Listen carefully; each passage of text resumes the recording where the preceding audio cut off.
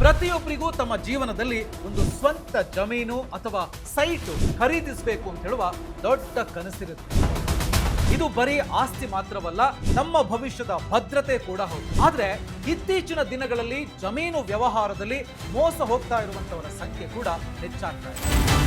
ನಮಗೆ ಭೂಮಿಯ ಅಳತೆ ಮತ್ತು ಕಾನೂನು ದಾಖಲೆಗಳ ಬಗ್ಗೆ ಸರಿಯಾದ ಜ್ಞಾನ ಇಲ್ಲದೆ ಹೋದ್ರೆ ಕಷ್ಟಪಟ್ಟು ಸಂಪಾದಿಸಿದ ಹಣ ಕೈಬಿಟ್ಟು ಹೋಗುವಂತ ಚಾನ್ಸಸ್ ಇದೆ. ಸೊ ಇವತ್ತಿನ ವಿಡಿಯೋದಲ್ಲಿ ನಾವು 1 ಎಕರೆ ಅಂದ್ರೆ ಎಷ್ಟು, ಜಮೀನು ಅಳತೆ ಮಾಡೋದು ಹೇಗೆ ಮತ್ತು ಜಮೀನು ಕೊಳ್ಳುವ ಮುನ್ನ ನೀವು ಚೆಕ್ ಮಾಡಲೇಬೇಕಾದಂತ 5 ಮುಖ್ಯ ದಾಖಲೆಗಳೇನು ಎಲ್ಲದರ ಬಗ್ಗೆ ಸರಳವಾಗಿ ತಿಳಿದುಕೊಳ್ಳೋಣ. ಸೊ ಈ ವಿಡಿಯೋವನ್ನ ಸ್ಕಿಪ್ ಮಾಡದೆ ಕಂಪ್ಲೀಟ್ ಆಗಿ ನೋಡಿ. ಹಾಯ್ ಹಲೋ ನಮಸ್ಕಾರ, ವೆಲ್ಕಮ್ ಟು ಬಾಸ್ವಾಲಾ ಡೈಲಿ. ನಾನು ಶೇಷಕೃಷ್ಣ ಭಟ್. ಸೊ ಮೊದಲಿಗೆ ಈ ಎಕರೆ ಅನ್ನೋ ಪದ ಎಲ್ಲಿಂದ ಬಂತು ಅಂತ ಹೇಳಿ ನೋಡೋಣ. ಎಕರೆ ಅನ್ನೋದು ಜಗತ್ತಿನಾದ್ಯಂತ ಬಳಸುವಂತ ಭೂಮಿ ಅಳತೆಯ ಮಾನದಂಡ. ಇದು ಹಳೆಯ ಇಂಗ್ಲಿಷ್ನ ಏಸರ್ ಅನ್ನೋ ಪದದಿಂದ ಬಂದಿದೆ. ಇದರ ಅರ್ಥ ಬಯಲು ಪ್ರದೇಶ ಅಂತ ಹೇಳಿ. ಹಿಂದಿನ ಕಾಲದಲ್ಲಿ ಒಂದು ಜೋಡಿ ಎತ್ತುಗಳು ಒಂದು ದಿನದಲ್ಲಿ ಎಷ್ಟು ಜಾಗವನ್ನ ಉಳುಮೆ ಮಾಡ್ತವೆಯೋ ಅದನ್ನ 1 ಎಕರೆ ಅಂತ ಹೇಳಿ ಕರಿತಾ ಇದ್ರು. ಈಗ 1 ಎಕರೆಯ ನಿಖರ ಲೆಕ್ಕಾಚಾರಕ್ಕೆ ಬರೋಣ. ನಾವು ಜಮೀನು ಅಥವಾ ಸೈಟ್ ಖರೀದಿಸುವಾಗ ಈ 1 ಎಕರೆ ಅನ್ನೋದನ್ನ ಬೇರೆ ಬೇರೆ ಮಾನದಂಡಗಳಲ್ಲಿ ಹೇಗೆ ಅಳತೆ ಮಾಡ್ತಾರೆ ಅನ್ನೋದು ನಮಗೆ ಗೊತ್ತಿರಲೇಬೇಕು, ನಾವು ಜಾಗವನ್ನ ಪರ್ಚೇಸ್ ಮಾಡೋದಕ್ಕಿಂತ ಮುಂಚೆ. ಸೊ ಹಾಗಿದ್ರೆ ಅದನ್ನ ಹೇಗೆ ತಿಳ್ಕೊಳ್ಳೋದು ನೋಡಿ. ಈಗ ಸ್ಕ್ರೀನ್ ಮೇಲೆ ನೀವೊಂದು ಟೇಬಲ್ ಅನ್ನ ಗಮನಿಸ್ತಾ ಇರಬಹುದು. ಮೊದಲನೇದಾಗಿ ಚದರ ಅಡಿ ಅಥವಾ ಸ್ಕ್ವೇರ್ ಫೀಟ್. ನಾವು ಮನೆ ಕಟ್ಟುವ ಸೈಟುಗಳನ್ನ ಅಳೆಯುವಾಗ ಸ್ಕ್ವೇರ್ ಫೀಟ್ ಲೆಕ್ಕವನ್ನ ಹೆಚ್ಚಾಗಿ ಬಳಸ್ತೇವೆ. 1 ಎಕರೆ ಅಂದ್ರೆ ಸರಿಯಾಗಿ 43,560 ಚದರ ಅಡಿಗಳು ಇರ್ತವೆ. ಎರಡನೇದಾಗಿ ಗುಂಟೆಗಳು. ನಮ್ಮ ಕರ್ನಾಟಕದಲ್ಲಿ ಅದರಲ್ಲೂ ಕೃಷಿ ಭೂಮಿ ಅಳೆಯುವಾಗ ಗುಂಟೆ ಅನ್ನೋ ಪದ ತುಂಬಾನೇ ಫೇಮಸ್. 1 ಎಕರೆಯಲ್ಲಿ ಸರಿಯಾಗಿ 40 ಗುಂಟೆಗಳು ಇರ್ತವೆ. ಅಂದ್ರೆ 1 ಗುಂಟೆ ಅಂದ್ರೆ 1089 ಚದರ ಅಡಿ ಅಂತ ಅರ್ಥ. ಇನ್ನು ಮೂರನೇದಾಗಿ ಚದರ ಗಜ ಅಥವಾ ಸ್ಕ್ವೇರ್ ಯಾರ್ಡ್ಸ್ ಅಂತ ಹೇಳ್ತೀವಿ. ಕೆಲವು ಕಡೆ ಗಜಗಳ ಲೆಕ್ಕ ಇರುತ್ತೆ. 1 ಎಕರೆ ಅಂದ್ರೆ 4840 ಚದರ ಗಜಗಳು. ಇನ್ನು ನಾಲ್ಕನೇದಾಗಿ ಚದರ ಮೀಟರ್ ಅಥವಾ ಸ್ಕ್ವೇರ್ ಮೀಟರ್ಸ್. ನೀವೇನಾದ್ರೂ ಇಂಟರ್ನ್ಯಾಷನಲ್ ಸ್ಟ್ಯಾಂಡರ್ಡ್ ಅಥವಾ ಸರ್ಕಾರಿ ದಾಖಲೆಗಳಲ್ಲಿ ಮೀಟರ್ ಲೆಕ್ಕ ನೋಡ್ತಾ ಇದ್ರೆ 1 ಎಕರೆ ಅಂದ್ರೆ 4046.86 ಚದರ ಮೀಟರ್ಗಳಿಗೆ ಸಮನಾಗಿರುತ್ತೆ. ಇನ್ನು ಐದನೇದಾಗಿ ಚದರ ಮೈಲಿ ಅಥವಾ ಸ್ಕ್ವೇರ್ ಮೈಲ್ಸ್. ಇದು ಅತಿ ದೊಡ್ಡ ಅಳತೆ. 1 ಎಕರೆ ಅಂದ್ರೆ 0.00156 0.00156 ಚದರ ಮೈಲಿಗಳು. ನಿಮಗೆ ಇನ್ನೂ ಸರಳವಾಗಿ ಅರ್ಥವಾಗಬೇಕು ಅಂತ ಹೇಳಿದ್ರೆ ಒಂದು ಇಂಟರ್ನ್ಯಾಷನಲ್ ಫುಟ್ಬಾಲ್ ಮೈದಾನ ಇರುತ್ತಲ್ಲ, ಅದು ಸರಿಸುಮಾರು 1 ಎಕರೆಗೆ ಹತ್ರ ಇರುತ್ತೆ. ನೀವೊಂದು ಸೈಟ್ ತಗೊಳ್ತಾ ಇದ್ದೀರಾ ಅಂದ್ರೆ ಸಾಮಾನ್ಯವಾಗಿ 30-40 ಅಳತೆಯ ಸೈಟು ಸುಮಾರು 1.1 ಗುಂಟೆ ಇರುತ್ತೆ. ಅಂದ್ರೆ 1 ಎಕರೆಯಲ್ಲಿ ಇಂತಹ 36 ಸೈಟ್ಗಳನ್ನ ಮಾಡಬಹುದು. ಅಂದ ಹಾಗೆ ನಾವು ಹೇಳಿರುವ ಅಂಕಿ ಅಂಶಗಳನ್ನ ನೀವು ನೆನಪಲ್ಲಿಟ್ಕೊಂಡ್ರೆ ಯಾರೇ ಆಗ್ಲಿ ನಿಮ್ಮನ್ನ ಅಳತೆ ವಿಷಯದಲ್ಲಿ ಮರಳು ಮಾಡೋದಿಕ್ಕೆ ಸಾಧ್ಯ ಇಲ್ಲ. ಹಾಗಾಗಿ ಜಮೀನು ಕೊಳ್ಳುವಾಗ ಈ ಅಂಕಿ ಅಂಶಗಳು ನಿಮ್ಮ ತಲೆಯಲ್ಲಿರ್ಲಿ. ಬೇಕಿದ್ರೆ ಒಂದು ಕಡೆ ಇದನ್ನ ಬರೆದಿಟ್ಕೊಳ್ಳಿ. ಲೆಕ್ಕಾಚಾರ ಅರ್ಥ ಆಯ್ತು ಅಥವಾ ಗೊತ್ತಿದೆ, ದುಡ್ಡು ರೆಡಿ ಇದೆ ಅಂದ ತಕ್ಷಣ ಅಡ್ವಾನ್ಸ್ ಕೊಡಬೇಡಿ. ನೀವೆಷ್ಟೇ ಜಮೀನು ಖರೀದಿ ಮಾಡೋದಿದ್ರು ಜಮೀನು ಖರೀದಿಸುವ ಮುನ್ನ ನೀವು 8 ಸ್ಟೆಪ್ಸ್ ಅನ್ನ ಫಾಲೋ ಮಾಡಲೇಬೇಕು. ಅವುಗಳೇನೇನು ಅಂತೇಳಿ ಈಗ ಹೇಳ್ತಾ ಹೋಗ್ತೀನಿ. ಮೊದಲನೇ ಸ್ಟೆಪ್, ಆ ಜಮೀನಿನ EC ಚೆಕ್ ಮಾಡಿ, ಎನ್ಕಂಬರೆನ್ಸ್ ಸರ್ಟಿಫಿಕೇಟ್ ನೋಡಿ. ಆ ಜಮೀನಿನ ಮೇಲೆ ಏನಾದರೂ ಲೋನ್ ಇದೆಯಾ ಅಥವಾ ಈ ಹಿಂದೆ ಯಾರಿಗೆಲ್ಲ ಅದು ಮಾರಾಟವಾಗಿದೆ ಅನ್ನೋ ಪೂರ್ತಿ ಹಿಸ್ಟ್ರಿ ನಿಮಗೆ ಇದರಲ್ಲಿ ಸಿಗುತ್ತೆ. ಕನಿಷ್ಠ 15ರಿಂದ 30 ವರ್ಷದ ದಾಖಲೆಗಳನ್ನ ನೋಡೋದು ತುಂಬಾನೇ ಸೇಫ್ ಜಾಗ ಪರ್ಚೇಸ್ ಮಾಡೋದಕ್ಕಿಂತ ಮುಂಚೆ.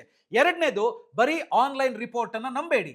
ನೇರವಾಗಿ ಸಬ್ ರಿಜಿಸ್ಟ್ರಾರ್ ಕಚೇರಿಗೆ ಹೋಗಿ ಸರ್ವೆ ನಂಬರ್ ಅಥವಾ ಖಾತಾ ನಂಬರ್ ನೀಡಿ ಮಾಲೀಕರು ಯಾರು ಅಂತ ಹೇಳಿ ಖಚಿತಪಡಿಸ್ಕೊಳ್ಳಿ. ಇನ್ನು ಮೂರನೇ ಸ್ಟೆಪ್ಪು, ಜಮೀನು ಮಾರುವವರು ನಿಜವಾದ ಮಾಲೀಕರೇ ಅಥವಾ ನಕಲಿ ವ್ಯಕ್ತಿಯೇ ಅನ್ನೋದನ್ನ ಚೆಕ್ ಮಾಡಿ. ಅವರ ಆಧಾರ್ ಕಾರ್ಡು, ಪ್ಯಾನ್ ಕಾರ್ಡು ಮತ್ತು ಮೂಲ ಆಸ್ತಿ ಪತ್ರಗಳನ್ನ, ಒರಿಜಿನಲ್ ಡಾಕ್ಯುಮೆಂಟ್ಸ್ ಅನ್ನ ಸರಿಯಾಗಿ ಪರಿಶೀಲನೆ ಮಾಡಿ. ಇನ್ನು ನಾಲ್ಕನೇ ಸ್ಟೆಪ್ಪು, ನೀವು ಖರೀದಿಸುವ ಜಮೀನು ಮಾರಾಟಗಾರರಿಗೆ ವಂಶ ಪಾರಂಪರ್ಯವಾಗಿ ಬಂದಿದ್ದರೆ ವಂಶವೃಕ್ಷ ಫ್ಯಾಮಿಲಿ ಟ್ರೀ ತೆಗೆಸಿ ನೋಡಿ. ಮಾಲೀಕನಿಗೆ ಎಷ್ಟು ಜನ ಮಕ್ಕಳಿದ್ದಾರೆ, ಎಲ್ಲರೂ ಸೈನ್ ಹಾಕೋದಿಕ್ಕೆ ಒಪ್ಪಿದಾರೆಯೇ ಎಂಬುದು ಮುಖ್ಯ. ಇಲ್ಲದೇ ಇದ್ರೆ ಮುಂದೆ ಮಕ್ಕಳು ಅಥವಾ ಮೊಮ್ಮಕ್ಕಳು ಬಂದು ಪಾಲಿಗೆ ಜಗಳ ತೆಗೆದ್ರೆ ನಿಮ್ಮ ಹಣ ಸಿಕ್ಕಿ ಹಾಕಿಕೊಳ್ಳುತ್ತೆ.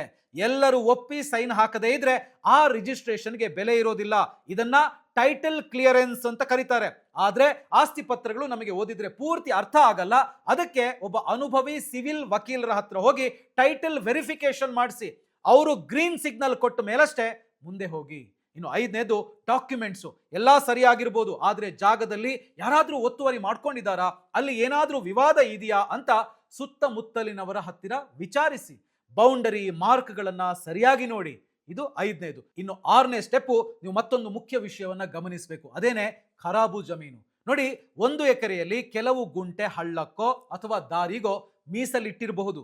ಅದಕ್ಕೆ ನೀವು ಹಣ ಕೊಡಬೇಕಾಗಿಲ್ಲ. ಹಾಗಾಗಿ ಪಾಣಿಯಲ್ಲಿ ಅಂದ್ರೆ RTCಯಲ್ಲಿ ಎಷ್ಟನೇ ಕಾಲಂನಲ್ಲಿ ಖರಾಬು ಇದೆ ಅಂತ ತಪ್ಪದೆ ನೋಡಿ. ಇನ್ನು 7ನೇ ಸ್ಟೆಪ್, ನೀವು ಕೃಷಿಯೇತರ ಉದ್ದೇಶಕ್ಕೆ ಅಂದ್ರೆ ಮನೆ ಕಟ್ಟಲು ಅಥವಾ ಲೇಔಟ್ ಮಾಡೋದಕ್ಕೆ ಜಮೀನು ಕೊಳ್ತಾ ಇದ್ರೆ ಅದು ನಾನ್ ಅಗ್ರಿಕಲ್ಚರಲ್ ಆಗಿದೆಯಾ ಅಂತ ಹೇಳಿ ನೋಡಿ.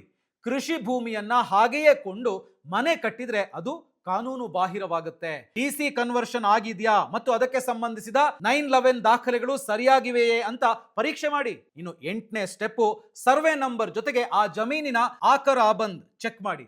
ಇದು ಜಮೀನಿನ ಮೂಲ ವಿಸ್ತೀರ್ಣ ಮತ್ತು ಅದರ ವರ್ಗೀಕರಣವನ್ನ ತಿಳಿಸುತ್ತೆ. ಜಮೀನು ಪೋಡಿ ಆಗಿದೆಯೇ ಅಂದ್ರೆ ಹಿಸ್ಸ ಆಗಿದೆಯಾ ಅಂತ ನೋಡಿ. ಇಲ್ಲದೆ ಇದ್ರೆ ದೊಡ್ಡ ಸರ್ವೆ ನಂಬರ್ನಲ್ಲಿ ನಿಮ್ಮ ಜಾಗ ಯಾವುದು ಅಂತ ಗುರುತಿಸೋದು ಕಷ್ಟವಾಗುತ್ತೆ. ನೋಡಿ, ಈಗಿನ ಕಾಲದಲ್ಲಿ ಟೆಕ್ನಾಲಜಿ ತುಂಬಾ ಮುಂದುವರೆದಿದೆ. ಕರ್ನಾಟಕ ಸರ್ಕಾರದ ದಿಶಾಂಕ್ ಅಂತ ಹೇಳಿ ಒಂದು ಅದ್ಭುತ ಆಪ್ ಇದೆ.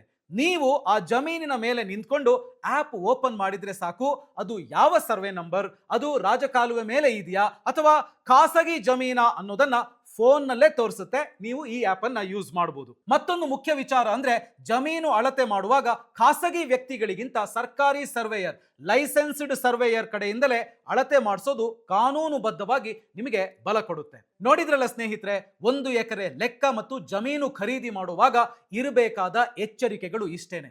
ಸರಿಯಾದ ಮಾಹಿತಿ ನಿಮಗೆ ಗೊತ್ತಿದ್ರೆ ಯಾರೂ ಕೂಡ ನಿಮ್ಮನ್ನ ಈ ವಿಚಾರದಲ್ಲಿ ಮೋಸ ಮಾಡೋದಕ್ಕೆ ಸಾಧ್ಯ ಇಲ್ಲ. ಸೊ ಈ ಮಾಹಿತಿ ನಿಮಗೆ ಇಷ್ಟ ಆಗಿದೆ ಅಂದ್ರೆ ಈ ವಿಡಿಯೋಗೊಂದು ಲೈಕ್ ಕೊಡಿ. ಹಾಗೇನೆ ನಿಮ್ಮ ಫ್ರೆಂಡ್ಸು, ಫ್ಯಾಮಿಲಿ ಅವರಿಗೆ ಇದನ್ನ ದಯವಿಟ್ಟು ಶೇರ್ ಮಾಡಿ. ಹಾಗೇನೆ ಈ ರೀತಿಯ ಇನ್ನಷ್ಟು ಮಾಹಿತಿಗೋಸ್ಕರ ಬಾಸ್ವಾಲಾ ಡೈಲಿ ಚಾನಲ್ ಅನ್ನ ಸಬ್ಸ್ಕ್ರೈಬ್ ಮಾಡಿ. ಬ್ರ್ಯಾಂಡ್ ಪಾರ್ಟ್ನರ್ಶಿಪ್ ಮತ್ತು ಜಾಹೀರಾತಿಗಾಗಿ ಸಂಪರ್ಕಿಸಿ brand@bosswala.com.